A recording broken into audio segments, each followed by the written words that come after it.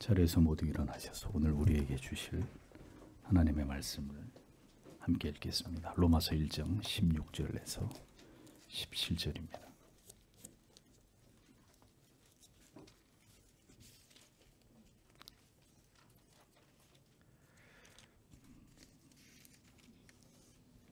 다 함께 한 목소리를 읽겠습니다. 내가 복음을 부끄러워하지 아니하노니 이 복음은 모든 믿는 자에게 구원을 주시는 하나님의 능력이 됨이라. 첫째는 유대인에게요 또한 헬라인에게로다. 복음에는 하나님의 의가 나타나서 믿음으로 믿음에 이르게 하나니 기록된 바 오직 의인은 믿음으로 말미암아 살리라 함과 같으니라. 아멘. 자리에 앉으십시오.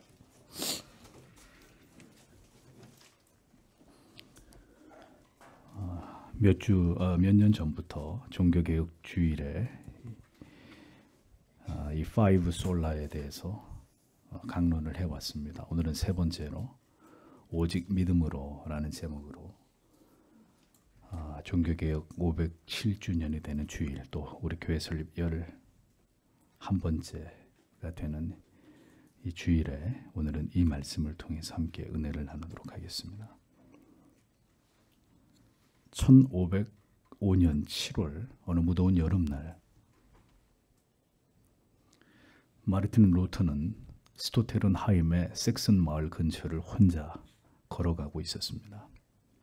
마을에 거의 다다랐을 무렵에 갑자기 하늘이 깜깜해졌고 세찬 비가 쏟아지더니 순식간에 폭풍이 몰려왔습니다.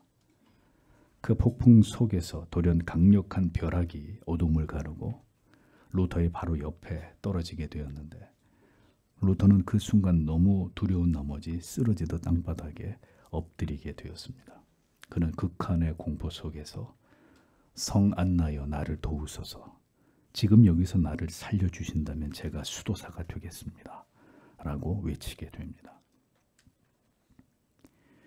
그렇게 성인에게 도움을 구하던 자가 후에 성인 숭배를 정면으로 비판하게 되었고, 수도사가 되기를 서원해서 수도사가 되었던 사람이 후에 수도원 제도를 정면으로 공격하는 사람이 되었습니다.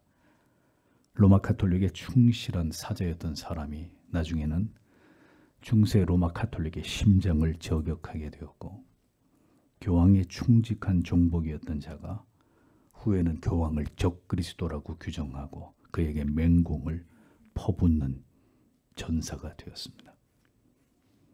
하나님께서 그렇게 그 일들을 위해서 사용하신 자가 바로 교회 개혁의 도화선을 당긴 마르틴 루터였습니다. 14세기에서 15세기의 유럽은 패스트로 인해서 죽음에 대한 공포와 두려움이 극에 달하던 시기였습니다. 루터가 벌판에서 뇌우를 만나 두려워한 이유는 비단 죽음 때문이 아니었습니다. 아직 죽을 준비가 되어 있지 않은, 죽음을 맞이할 준비가 되었다고 여겨질 수 없었던 루터 그 자신의 고뇌 때문이었습니다. 그는 해결할 수 없는 자신의 죄의 문제로 인해서 깊이 괴로워하고 있었습니다. 번개에 맞아서 죽을 위험을 벗어난 루터는 그가 서원한 대로 결국 법률가가 되기 원했던 아버지의 소원을 버리고 수도사가 되었습니다. 중세 사람들은 수도원에 들어가는 것이 하나님께 가장 가깝게 다가갈 수 있는 통로라고 믿었고, 수도사는 천국에서 가장 높은 자리에 앉게 될 것이라고 그렇게 여겼습니다. 루터는 수도원에서도 아주 모범적인 삶을 살았습니다. 그는 엄격한 규율을 실천하고 이 모든 것을 통해서 하나님의 은혜를 받게 될 것이라고 믿었습니다. 그는 고행으로 자신의 건강을 해청하면서까지 하나님의 인정을 받기를 갈망하면서 금욕 생활을 실천하고 있었습니다. 루터는 자신의 죄를 깊이 의식하며 하나님의 심판을 항상 두려워했습니다. 그래서 루터는 고해와 고행을 통해서 죄의 문제를 해결받을 수 있을 것이라고 이렇게 믿었지만 결국 자신의 모든 죄를 일일이 다 고백할 수 없다는 사실을 깨닫게 됩니다. 그러자 그는 인간의 노력으로는 결코 도달할 수 없는 거룩한 기준을 세우신 하나님을 향해 불만과 증오를 드러내기도 했습니다. 그러던 중 그는 비텐베르크로 거처를 옮기게 되었고 그곳에서 선배 수도사인 요한 폰 슈타우트피츠를 만나게 됩니다. 슈타우트피츠는 루터의 두려움과 불안을 잘 이해하면서 그를 받아주었고 공부를 더 열심히 해서 비텐베르그 대학교에서 교수로 일하도록 권면했습니다. 그렇게 함으로써 자신의 죄에 대한 문제에 과몰입하고 있었던 루터의 관심을 환기시키려고 노력했던 것이죠. 하나님께서는 이 시기에 루터의 눈을 열어 그가 성경을 열심히 연구하도록 만드셨습니다. 루터는 성경 연구에 몰두하게 됩니다. 그는 1513년과 1517년 사이에 시편, 로마서, 갈라디아서를 강의했습니다. 특히 로마서 연구는 그에게 놀라운 생애적 변화를 가져다 주었습니다. 루터의 로마서의 연구는 내가 어떻게 해야 구원을 받을 수 있습니까? 이 물음에 대한 궁극의 해답을 얻게 된 결정적 계기가 되었습니다. 오직 믿음이라는 종교개혁의 핵심 교리는 바로 이 질문에 대한 해답으로 탄생하게 된 것입니다. 루터는 하나님의 감동을 받아 로마서 1장 17절의 말씀을 깊이 연구하던 중에 바로 오직 믿음의 원리를 발견하게 됩니다. 그는 이 말씀의 깊은 깨달음을 통해서 그의 생각과 마음이 극적인 변화를 경험하게 되었고 마침내 자신의 오랜 죄책의 문제에 대한 궁극의 해결책을 얻게 되었습니다. 그는 그 당시에 일어났던 일을 다음과 같이 기록해 놓고 있습니다. 나는 큰 열정에 사로잡혀 로마서를 기록한 바울을 이해하려고 노력했다. 나를 고민하게 만든 문제는 로마서 1장 17절에 있는 하나님의 의가 나타나서 라는 한마디였다. 왜냐하면 하나님의 의라는 말이 싫었기 때문이다. 나는 흠없는 수도사였지만 하나님 앞에서는 양심의 큰 가책을 느끼는 죄인일 수밖에 없었다. 나의 고행과 참여로 하나님께 인정받는 것은 불가능했다. 따라서 나는 죄인을 벌하시는 의로운 하나님을 사랑하지 않고 미워했다. 비록 신성을 모독하는 수준은 아닐지라도 나는 속으로 크게 불만을 느끼며 하나님께 대해서 분노했다. 마침내 나는 하나님의 은혜에 힘입어 밤낮으로 묵상하며 그 말의 전 문맥, 즉 하나님의 의가 나타나서 믿음으로 믿음에 이르게 하나니 기록된 바 오직 의인은 믿음으로 말미암아 살리라 라는 말씀에 주의를 집중했다. 그러자 하나님의 의란 믿음으로 의롭게 된 사람이 얻게 되는 의라는 사실이 이해되기 시작했다. 다시 말해 오직 의인은 믿음으로 말미암아 살리라는 말씀대로 복음을 통해 나타난 하나님의 의는 은혜로우신 하나님이 믿음으로 우리를 의롭다 하시는 수동적인 의를 가리킨다는 것을 발견하게 되었다. 그 순간 내가 다시 태어나 열린 문으로 천국에 들어가는 듯한 느낌이 들었다. 성경 전체가 완전히 다른 모습으로 내게 다가왔다. 내가 기억하는 성경 말씀들이 머릿속에서 빠르게 스쳐 지나갔다. 전에는 하나님의 의라는 말이 그렇게 싫을 수가 없었지만 이제는 더할 나위 없이 사랑스럽고 은혜롭게 다가왔다. 바울이 기록한 그 말씀이 내게 진정으로 천국의 문을 열어 주었다. 루터는 비로소 회심의 은혜를 경험하게 되었고 이후 오직 믿음으로 말미암아 은혜로 구원받는다는 이 진리를 더 정교하게 발전시켜 나아갔고 그로 인해서 세상은 이전과 크게 달라지게 되는 결과를 만들어내게 됩니다. 하나님께서는 자신의 죄의 문제로 그토록 고뇌하던 루터에게 로마서의 이 한 줄기 섬광과 같은 말씀을 통해서 성경의 깊은 깨달음을 통해 그를 그 짙은 어둠 속에서 이끌어 내신 것입니다. 오직 믿음이라는 교회 개혁의 이 중대한 원리의 근거가 되는 로마서 1장 16절 17절의 말씀의 그 의미를 종교개혁 507주년을 기념하는 주일을 맞이해서 다시 한번 조명해 보도록 하겠습니다. 로마서 1장 16절과 17절 이 두 구절은 바울이 성령의 영감을 받아 기록한 이후에 하나님의 백성들 사이에서 엄청난 능력을 발휘하게 되었습니다. 중세의 그 흑암을 뚫고 강력한 진리의 빛으로 마르틴 루터와 교회를 깨워 마침내 종교개혁, 교회 개혁의 위대한 역사적인 결과를 만들어내게 된 것입니다. 그러므로 교회 개혁의 이 위대한 역사는 하나님이 행하신 일이었다라는 사실을 우리는 기억해야 합니다.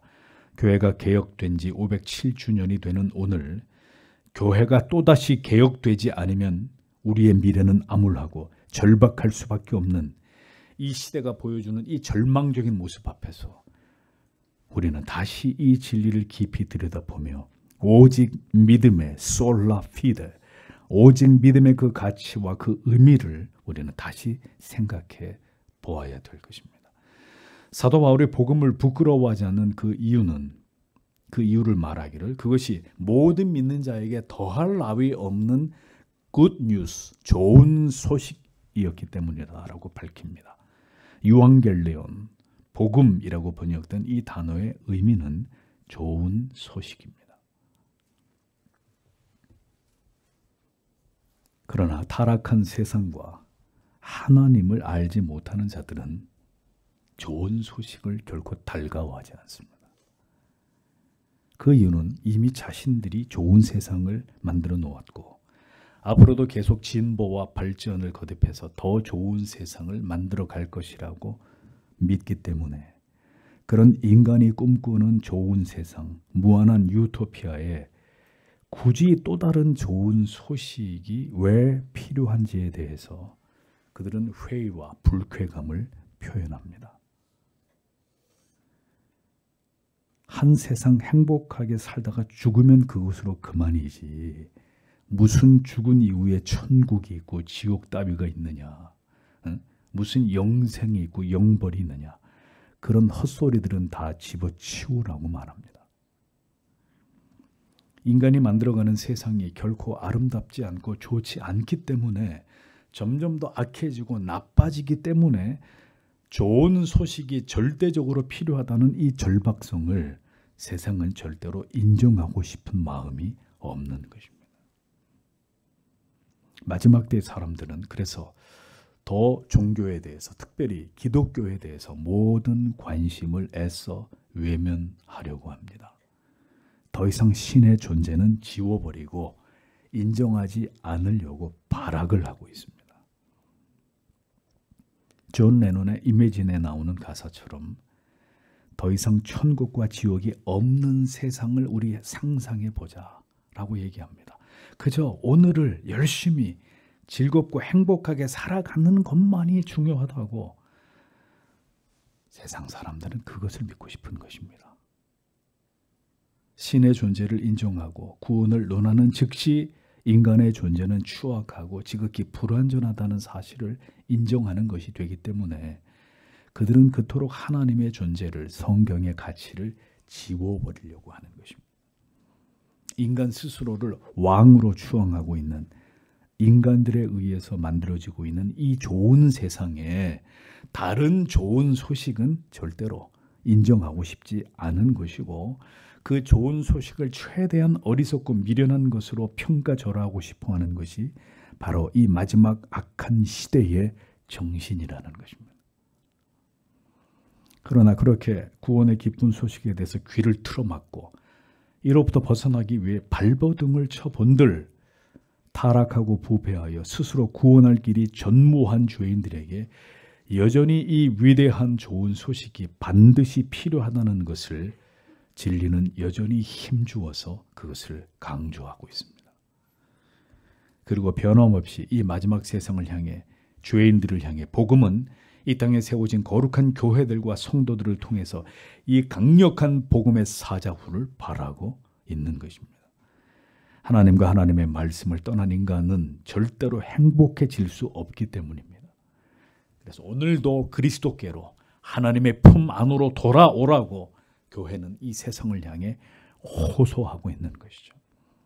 이것이 이 마지막 때도 여전히 진리가 말하고자 하는 바입니다.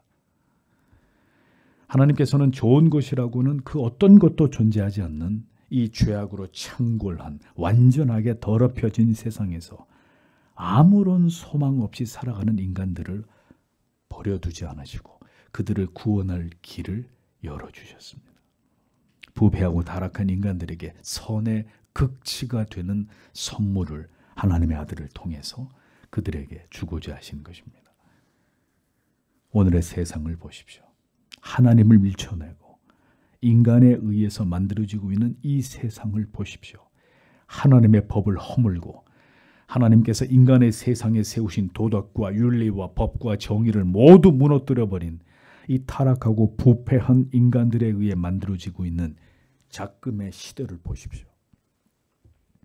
세상 사람들은 여전히 자신들이 만들어가고 있는 세상에 대한 미련과 기대를 포기하지 않고 있지만, 자, 그래서 그들이 만든 세상에 대해서 지금 모두가 만족해하고 있습니까? 자기들이 주인이 되어 만들어낸 지금의 세상에서 모두가 행복에 겨운 즐거운 비명들을 지르고 있나요? 세상은 지금 끝도 없이 추락하고 있습니다. 하나님으로부터 분리되면 지극히 행복하고 자유롭고 평화로울 것이라고 믿었던 인간들은 모순되게도 지금 그 어느 때보다 더 좋은 소식에 애타게 목말라하고 있습니다. 인간에 의해서 만들어지고 있는 정치, 경제, 문화, 교육, 예술 그 어느 것도 인간의 불행을 지금 막을 수가 없습니다. 어디에서도 좋은 소식을 들을 수 없어 남녀노소 할 것 없이 사람들은 이 마지막 세상이 만들어가고 있는 대혼란과 혼돈 속에서 고통의 몸부림을 치고 있습니다.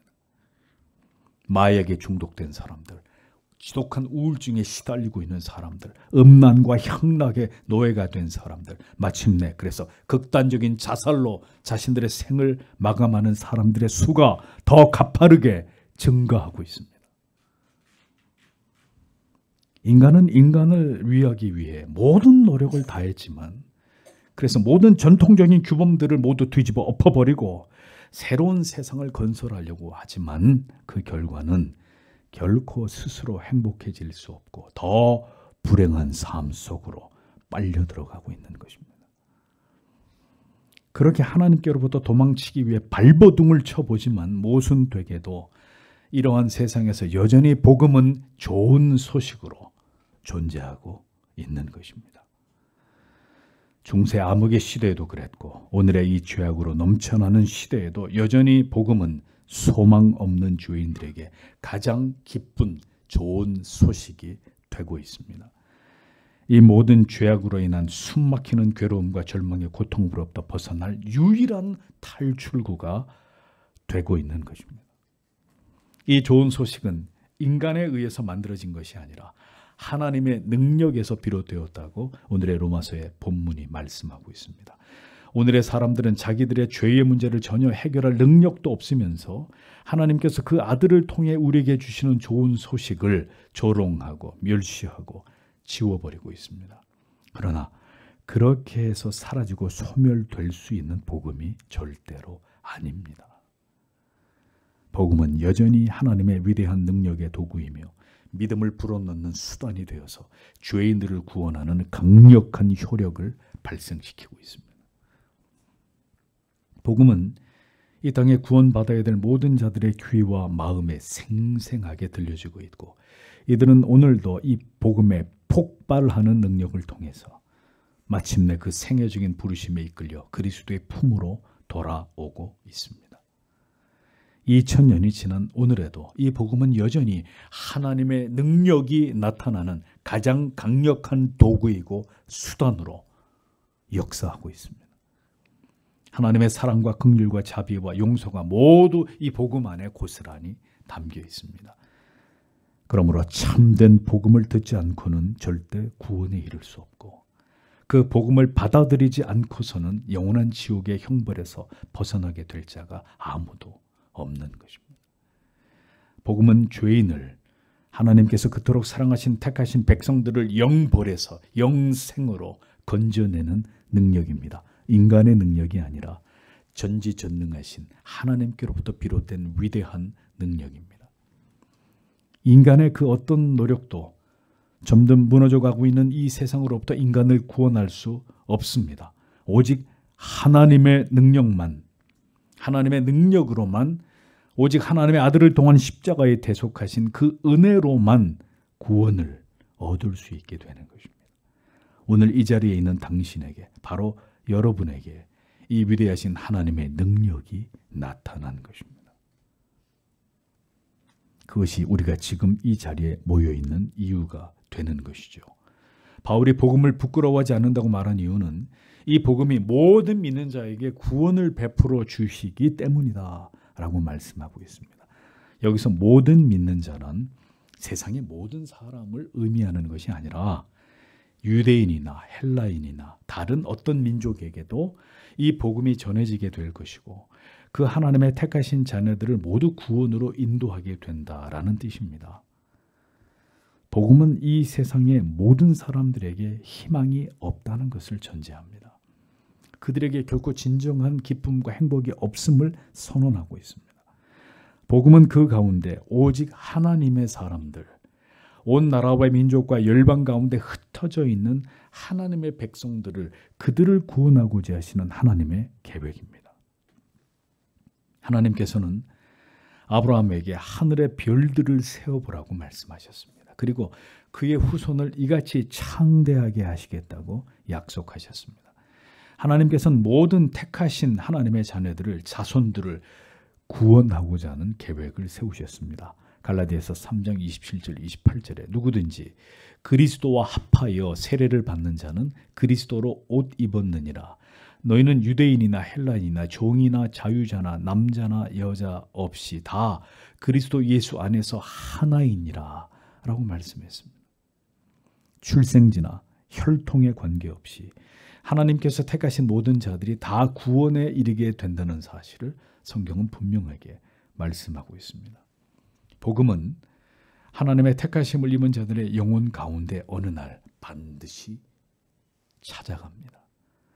그에게 이 위대한 구원의 계시와 약속을 전하고 그에게 믿음을 불어넣어서 그리스도 안으로 발을 들여놓게 만들고야 합니다. 물에 빠져 죽어가는 자에게 빠르게 구조선이 다가가서 구명조끼를 던져주듯이 모든 시대에 태어난 택하심을 입은 하나님의 백성들을 하나님께서는 구원의 배 안으로 승선하도록 믿음의 구명조끼를 던져주십니다. 그렇게 이 기쁜 소식은 이 세상에서 오늘도 복음을 비웃는 모든 자들을 구원하기 위한 도구가 아니라 모든 하나님의 택하심을 입은 자들만을 구원으로 부르시기 위한 하나님의 능력이라고 성경은 분명하게 말씀하고 있습니다.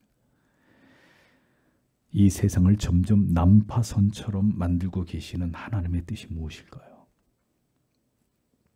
인간의 바람대로 점점 살기 좋아지는 세상이 아니라 점점 우리가 타고 있는 배가 파괴되어져 가도록 하나님이 그렇게 만드시는 뜻이 무엇일까요?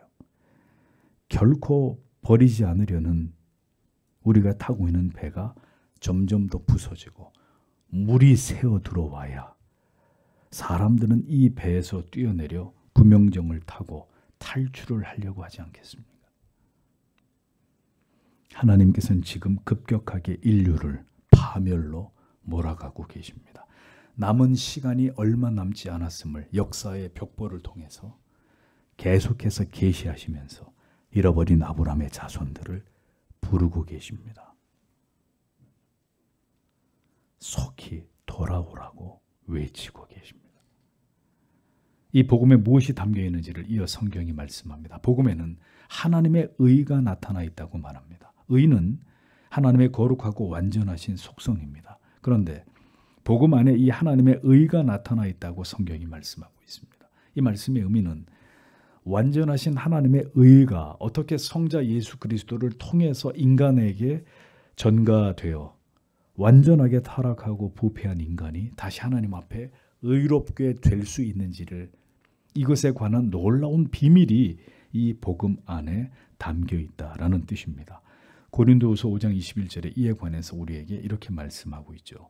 하나님이 죄를 알지도 못하신 자로 우리를 대신하여 죄를 삼으신 것은 우리로 하여금 저의 안에서 하나님의 의가 되게 하려 하심이니라. 빌립보서 3장 9절에서는 그 안에서 발견되려 함이니 내가 가진 의는 율법에서 난 것이 아니요 오직 그리스도를 믿음으로 말미암은 것이니 곧 믿음으로 하나님께로서 난 의라라고 기록되어 있습니다. 복음에는 하나님께서 그 아들을 통해서 전적으로 타락하고 부패하고 무능한 우리들을 구원하시기 위한 완전한 계획이 들어 있습니다. 그것은 바로 예수 그리스도를 구주로 믿음으로 말미암아 영원히 의롭다 칭함을 입게 되는 이신 칭의의 은혜라는 것이죠. 율법을 지킴으로써가 아닌 하나님의 아들 메시아를 나의 구주로 믿는 그 믿음을 통해서 우리를 다시 의롭다 칭하여 주심으로 구원에 이르게 하시는 바로 하나님의 그 의가 복음 안에 담겨 있다고 말씀하고 있는 것입니다. 복음을 올바로 이해하지 않고 무슨 수로 구원을 받습니까? 무슨 수로 그가 진정한 신자가 될 수 있습니까? 결코 완전할 수 없는 인간들을 위해서 절대적으로 완전하신 분께서 인간의 모습으로 이 땅에 오셔서 율법을 완전하게 이루신 삶을 사시고 마침내 십자가 위에서 자신을 버려 희생하심으로 전적으로 타락하고 부패하고 무능한 우리를 구원하시는 것입니다. 이것이 하나님께서 새롭게 길을 여신 복음 안에 담겨있는 칭의의 은총임을 복음은 우리들에게 자세하게 소개하고 있습니다. 복음은 이토록 선명하게 하나님께로부터 그 아들을 통해서 우리에게 값없이 주어진 놀라운 대가가 지불된 그 위대한 의를 선명하게 말씀하고 있는 것입니다. 이로써 하나님의 공의가 완전하게 충족되었다는 사실을 선포하고 있습니다. 하나님께서 요구하시는 모든 공의가 그리스도를 통해서 이룩된 의로 인해서 완전하게 우리에게 전가되었다는 사실을 날마다 죄를 지어 넘어지고 또 쓰러지는 우리들에게 다시 또다시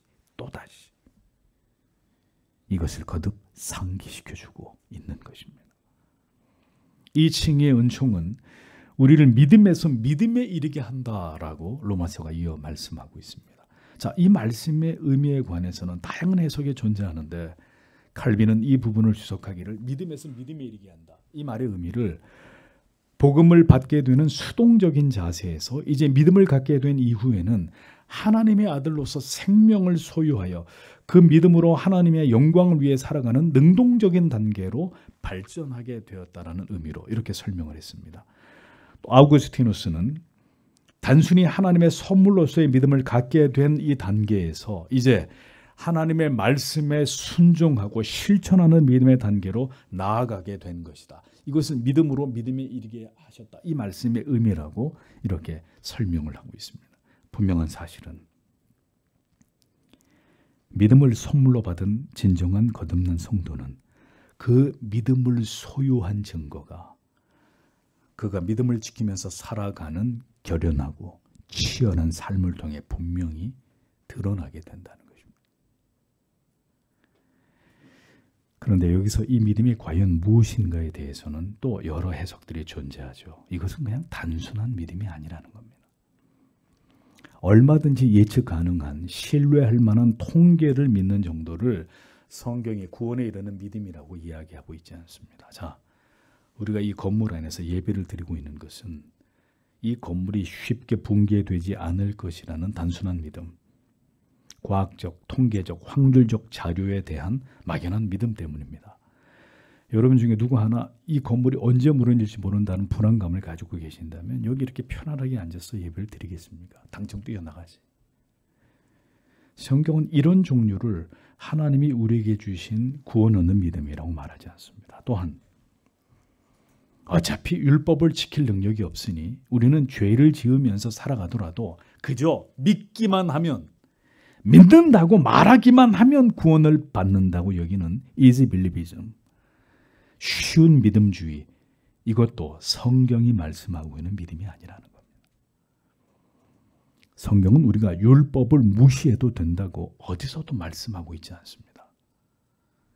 그리스도를 통해 우리가 받은 의는 그리스도께서 온전히 율법을 성취하심으로 말미암은 의입니다. 그러므로 구원받은 성도는 율법을 외면하지 않고 구원 얻은 믿음을 가지고 더 날카로운 죄의식을 가진 채 죄를 미워하고 경계하며 더 그리스도의 십자가만을 의지하여 이 세상에서 사는 동안 율법을 지켜 행하는 구별된 삶으로 하나님께 영광을 돌리기 위해 힘써야 된다는 것이죠. 그렇기 때문에 율법 폐기론이나 율법 무용론에 빠져서 방종한 삶을 살아가는 것 또한 성경이 말씀하는 믿음이라고 볼 수 없는 것입니다. 성경이 말씀하는 믿음은 하나님께로부터 우리에게 선물로 주어지는 것이고 그 믿음이라야 우리를 의롭게 할 수 있습니다. 그 믿음은 바로 예수 그리스도만이 나의 유일한 구주가 되심을 온 마음과 뜻과 생명을 다해서 믿는 것입니다. 신자의 삶은 이 진정한 믿음의 지배를 받아야 합니다.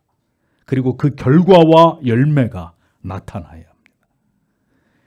하나님께서 선물로 주신 믿음에 의해 구원에 이르는 믿음을 갖게 된 자의 그 신앙과 삶의 모습이 모든 신자에게서 뚜렷하게 드러날 때 우리는 그것을 참된 신앙이라고 말하는 것입니다.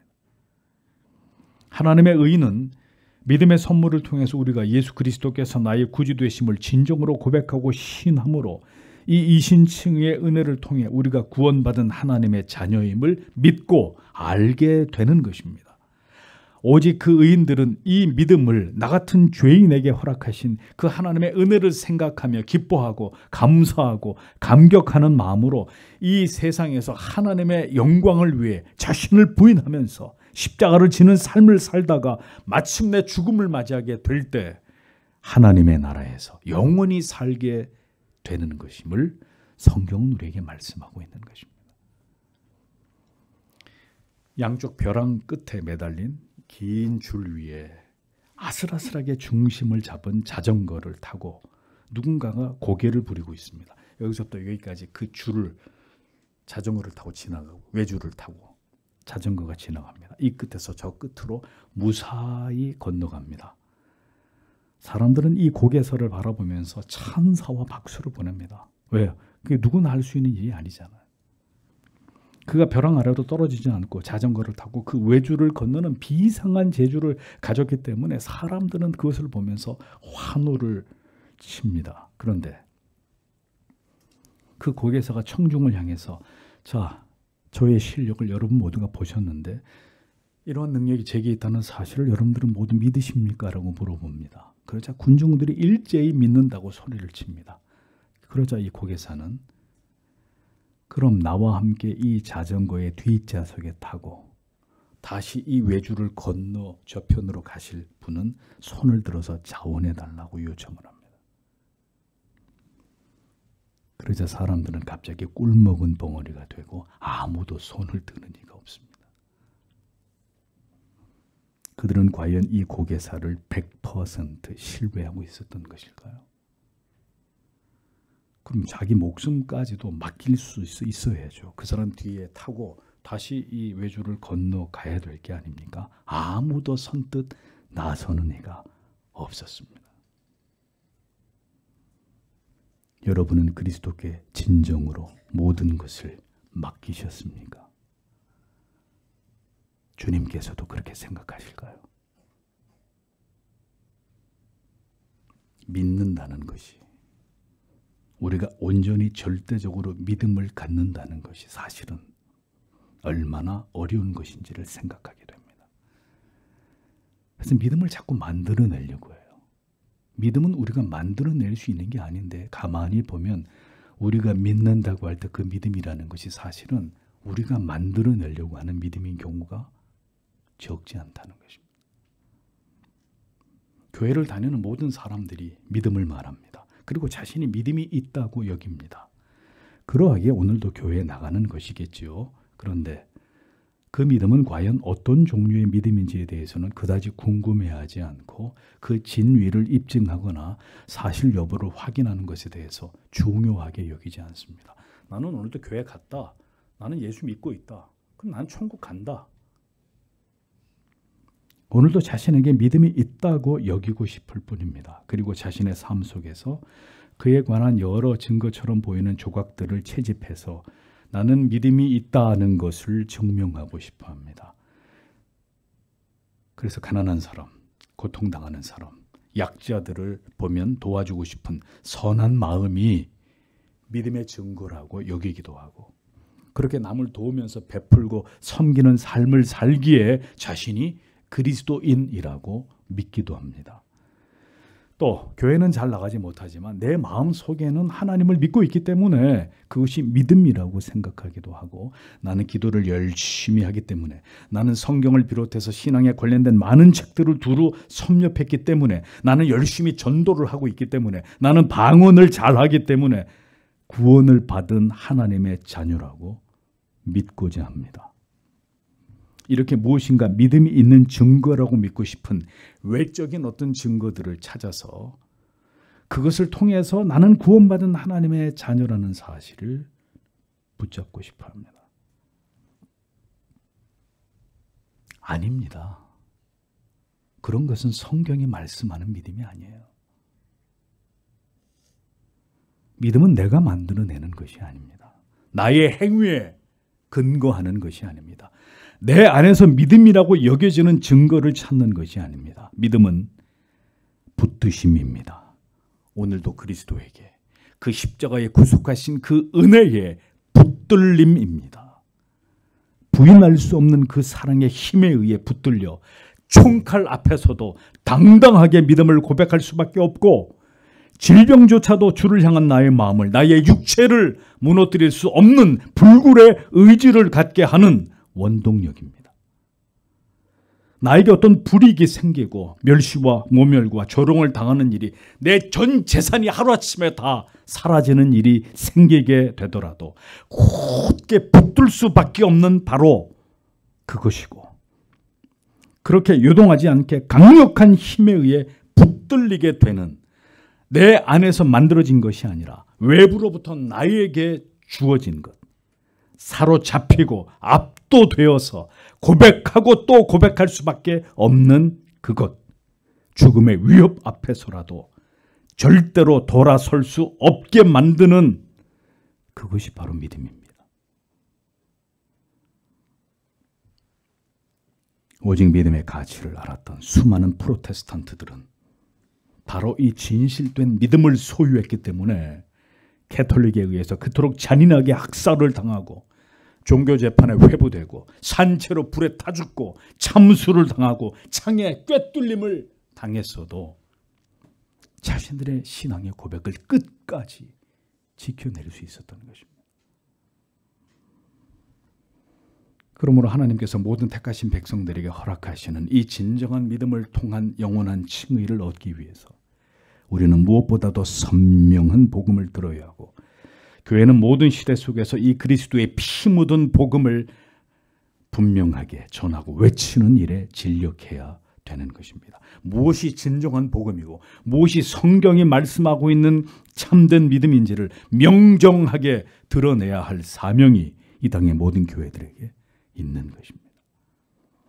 바른 복음이 선포되어야 바른 믿음의 씨앗이 퍼지게 되고, 그 믿음을 받은 참된 회심을 경험한 성도들이 되어야 그들이 이 세상에서 빛과 소금의 사명을 감당할 수 있습니다. 세상이 이토록 어두워지고 맛을 잃은 것은 가짜 소금들이 꺼져버린 등이 세상이 이토록 많기 때문이라는 것입니다.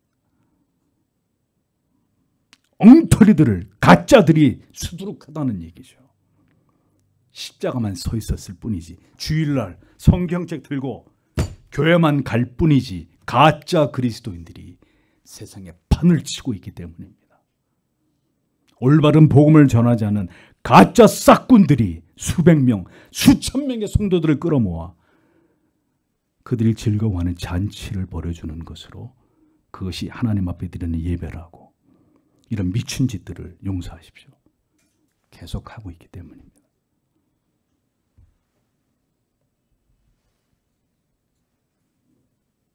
교회는 세상을 섬기기 위해 존재하는 것이 아닙니다. 교회는 오직 결연하게 진리를 수호하고 이 악한 세상을 향해 죄인들을 구원하고자 하시는 기쁜 소식의 복음을 전하고, 그렇게 세상으로부터 부르심을 입은 경건한 하나님의 백성들이 함께 연합하여 오직 하나님께 영광을 돌리며 하나님만 영화롭게 하는 삶을 살아가는 자들의 거룩한 모임이 교회입니다.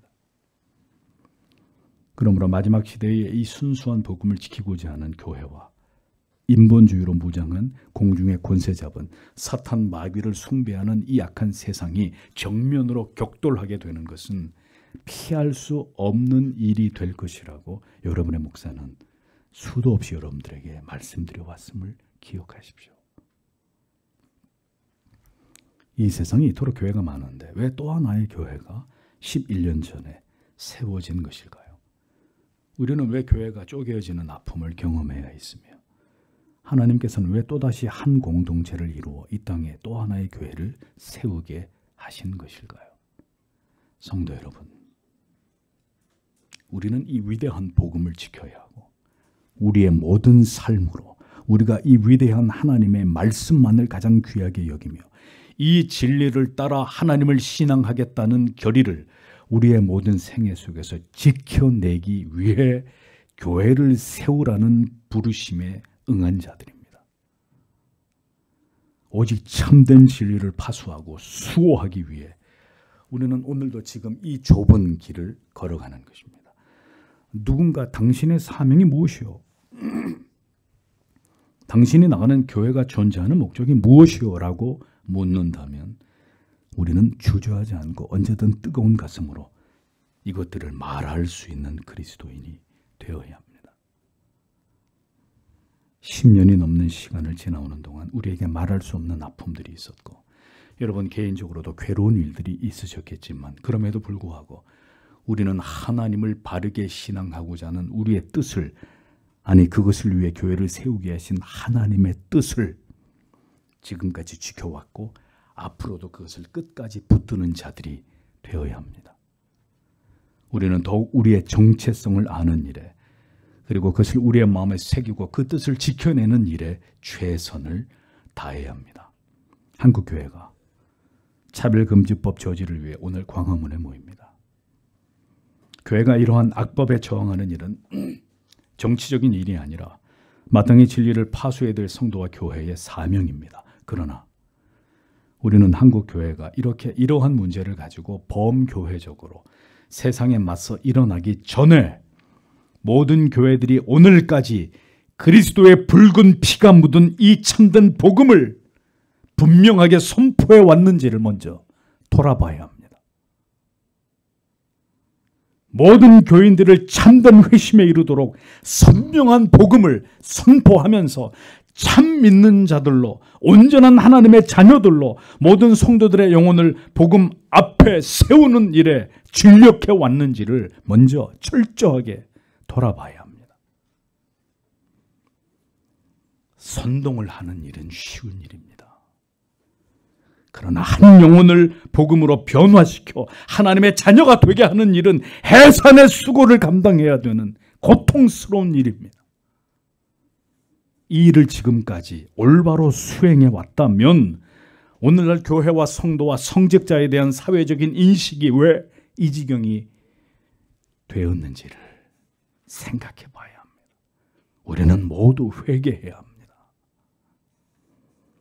선명한 복음을 전하지 않은 것을 성경의 권위와 가치보다 사람을 더 높인 죄를 오늘 교회들이 회개해야 합니다. 하나님께서 다시 이 땅의 교회들을 개혁시켜 주시지 않는다면 더 이상의 평안한 미래는 우리와 우리 자녀들에게 존재하지 않을지도 모를 일입니다. 성도 여러분, 이 엄중한 마지막 시대 속에서 다시 한번 교회개혁 507주년을 기념하고 서교장로교회 설립 11주년을 맞이하는 이 주일에 우리의 믿음은 과연 성경이 말씀하고 있는 그 믿음을 닮아가고 있는지를 깊이 생각해 보십시오. 왜 자금의 세상이 이렇게 돌아가고 있는 것인지 깊이 우려하며 다른 누구의 개혁이 아니라 바로 내 자신의 신앙의 개혁이 총체적으로 필요하다는 것에 대해서 우리 함께 깊은 마음의 찔림을 받으면서 우리가 진정한 믿음을 파수하며 하나님을 올바로 섬기는 성도로서 우리의 신앙과 삶이 다시 성경으로 돌아가도록 사람이 아니라 하나님을 높이는 진정으로 하나님을 영화롭게 하기 위한 삶을 이 땅에서 감당할 수 있기를 기도하는 이 뜻깊은 주일이 되기를 소망합니다. 우리는 오직 믿음, 성경이 말씀하는 그 믿음으로 우리는 이 마지막 세상을 살아내야 될 자들입니다. 그 믿음으로 끝까지 진리를 지키며 마침내 우리의 생명을 취하실 때 그 찬란히 빛나는 하나님의 나라에 거하게 되며 그곳에서 영생을, 우리는 하나님의 영생을 누리는 하나님의 영광스러운 자녀들이 모두 되어야 한다는 것입니다. 11년 전에 그리고 그 이후의 시간 속에서 이 교회를 통해 만나게 된 사랑하는 동역자 여러분, 우리의 사명을 생각하십시오. 사명이란 내가 이것 때문에 사는 것이고 내가 이 가치를 위해서 기꺼이 죽을 수 있다고 말하는 그게 사명입니다. 사명이 없는 자는 그래서 살아있지만 죽어 있는 자와 똑같은 것입니다. 우리는 이 사명을 위해 한 길을 걸어갈 것이고 우리 중에 먼저 하나님의 부름을 받게 되고 나중에 뒤를 따라오는 자들이 있게 되겠지만 그 길 끝에서 우리 모두는 영광스러운 모습으로 다시 만나게 될 것입니다. 신앙과 그리고 신자의 명예를 지키며 어떤 고난이 와도 우리의 이 사명을, 이 시대적 사명을 굳게 감당하면서 함께 이 길을 계속해서 걸어가는 동역자들이 되시기를 소망합니다. 우리를 오직 믿음의 길로 계속해서 인도해 주시고 끝까지 붙들어 주시기를, 이 복음을 전하고 이 복음을 지키는 사명을 우리의 남겨진 모든 시간 속에서 잘 감당할 수 있기를 오늘도 우리와 함께 하시는 하나님 우리 아버지께 다 함께 간절히 기도하도록 하겠습니다. 기도하겠습니다.